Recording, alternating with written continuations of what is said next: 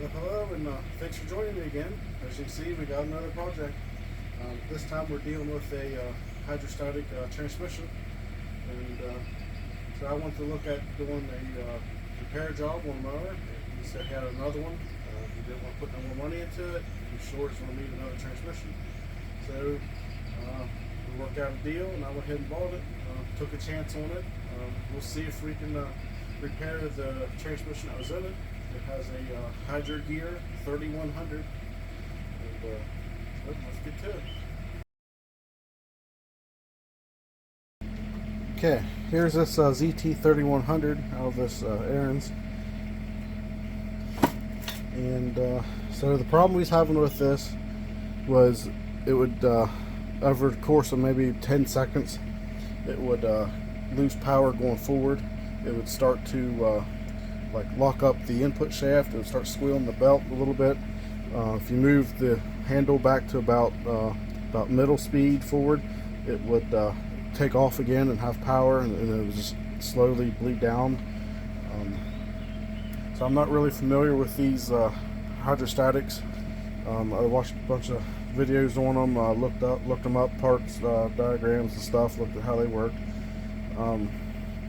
So I think what the problem with this one was, starting with up here at the charge pump right here, you can see it's got these grooves in it, and the seal that goes down in this hole here, and there will be what they call a center section that sits right here, and that seal is what seals up the two when they come together right here. And the O-ring was like ripped away from it a little bit, so I think maybe that was our problem, because like I said, it felt like it was bleeding off pressure somewhere, but I don't know why it still worked perfectly in reverse, because you could go up on the hill, everything in reverse, and it would be fine. Another problem, this bolt right here is stripped out, and a new one came in the overhaul kit, or gasket kit, whatever you want to call it.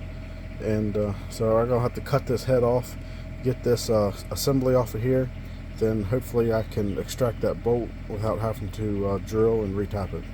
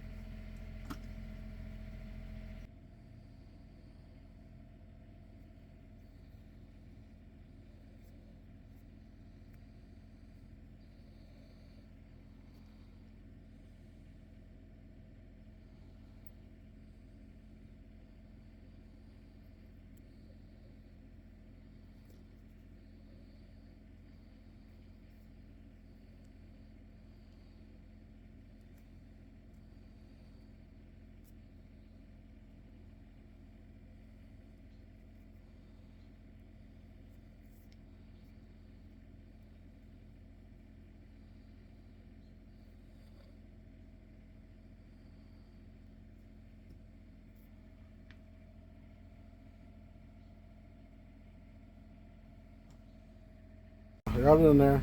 That would have been pretty hard to do on camera. Took me quite some time to just get that in there.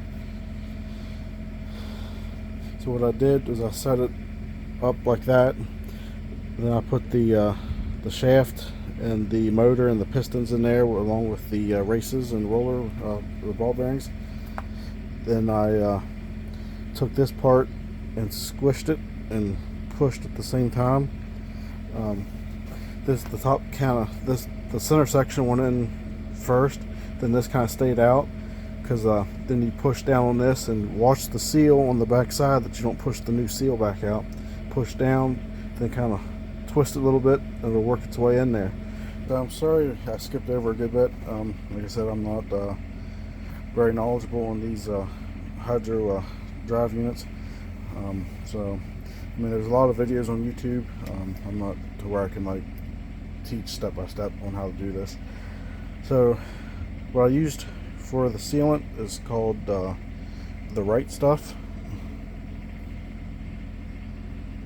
and so I'm gonna let that tack up for a little bit. And one thing I did forget, so I had to take this apart again off camera. For your bypass valve, there's a little tiny, it's on the side of the shaft, down inside your center section here is a little tiny piece of metal, and there's a shaft that comes in from the top, and it pushes up on that, which pushes up on the motor. That way it releases or breaks the seal, and it allows it to freewheel, so that motor in there can turn, which is attached to the shaft right here. Because here's your drive motor, and it's reducted a couple times, then it goes into this big gear here, and this is your axle. So we'll let this tack up a little bit, and we'll put this cover back on here, and we'll start putting the other linkages and the pulley and the fan up top, get all that put back together. And I guess I'll see you when we start putting this back in the tractor. Alright, so we got that transaxle back in there, everything's hooked up, and I didn't film it, but I went to run it around the yard, and it's doing the exact same thing where that left side's weak. It doesn't want to go, and I noticed that if you try to go too fast, the belt will start squealing, but if you kind of back off about halfway, then slowly get your speed up, it'll go and it'll run normal. And I noticed the more I messed with it, the better it got. And so I decided to order a belt for it. And when I was looking up the belt diagram to get the part number for the belt, I realized that the idler was in the wrong place on the belt. Because when I had pulled it out, I noticed it was kind of, usually the tensioners and idlers are on, I guess you could say, the return side of the belt, because you have the direction the engine's turning, and it's pulling on one side and it's pushing away on the other side of the belt. So usually the idlers are always on the push-up side, not the pull side, and this tensioner was on the pull side. So I switched it around, and now everything's the way it should have been. So I rebuilt this transmission, I think, pretty much for nothing, but it's okay. It's rebuilt. It's ready to go. I don't have to worry about it. The right side was put in about a year ago, so now I have two good transaxles in this machine. I just wish I had noticed that earlier and put it together, that hey, the tensioner is on the wrong side of the belt. So after seeing the diagram, I put it the way it's supposed to be. But it's one of those little things that gets overlooked, and the whole time all that's wrong with this machine was that one little slip up. And I talked to the previous owner, and he said it was actually taken to a repair shop, and it ran for several weeks, then it started having issues. So I'm wondering if maybe they had put it on backwards, and it went until the belt got glazed, and it started slipping, because there was tension on the belt, just not a whole lot of tension like it should have been. But anyway,